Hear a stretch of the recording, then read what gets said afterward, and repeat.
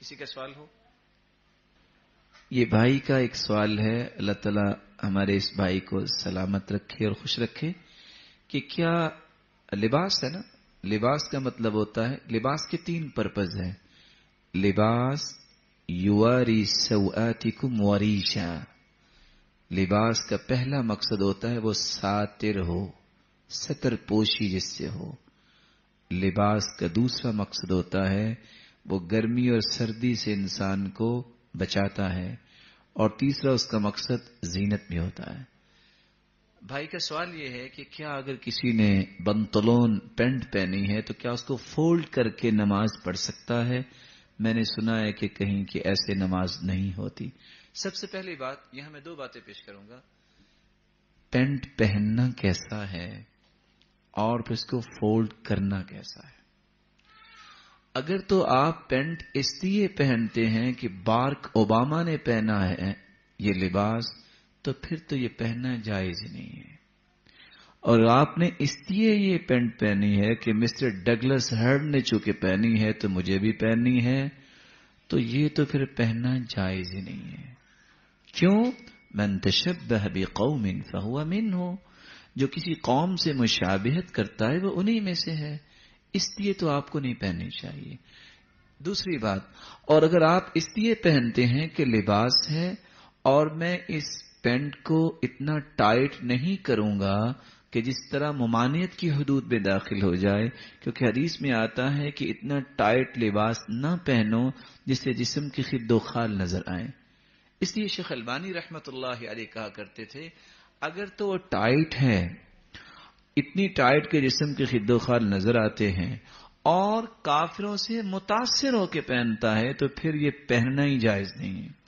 اور اگر آپ اس لیے پہنتے ہیں کہ میں نے کام کرنا ہے، لباس ہے، میں کسی سے متاثر نہیں، میں پہننا چاہتا ہوں، تو آپ پہ کوئی قدغن نہیں۔ سب سے پہلے ترکی کے مسلمانوں نے پینٹ ایجاد کی، جب انہوں نے مشینری میں آئے تو صرف اس لیے انہوں نے پہنا تھا کہ کام کرتے کرتے کوئی لباس کا حصہ جو ہے مشین میں نہ آ جائے، تو پھر اس کے پہننے میں کوئی حرج نہیں ہے، لیکن کافروں سے متاثر ہو کے نہ پہنی جائے، کیونکہ مسلمان متاثر نہیں ہوتا، مؤثر ہوتا ہے، وہ اپنے اثرات چھوڑتا ہے۔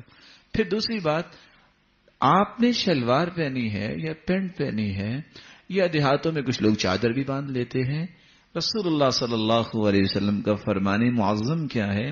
ما اسفل من الکعبین من الازار ففی النار، جس نے جو کچھ پہنا ہے اگر ٹخنوں سے نیچے ہے، مرد ٹخنوں سے نیچے ہے، اور اس نے توبہ نہیں کی، اسی حالت میں اللہ کے پاس چلا گیا تو اس کا یہ حصہ جہنم میں جائے گا۔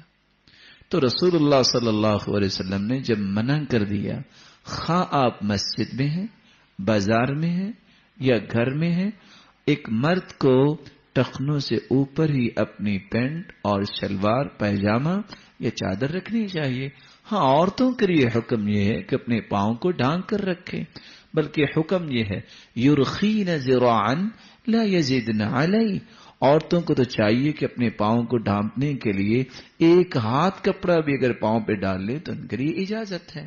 اس لیے اگر بھول کے پینٹ بڑی خرید بیٹھے ہیں، یا یہ ہے کہ اس وقت میسر یہ تھی، یا اس کا سٹف اتنا اچھا تھا کہ پسند آ گئی اور وہ چھوٹی نہیں ملی، تو آپ اس کو فولڈ کر سکتے ہیں، اس میں کوئی بھی قدغن نہیں آپ کی نماز پہ پڑے گی، اور نہ ہی اس کے بارے میں کوئی حدیث ہے کہ فولڈ کریں گے تو آپ کی نماز نہیں ہوگی۔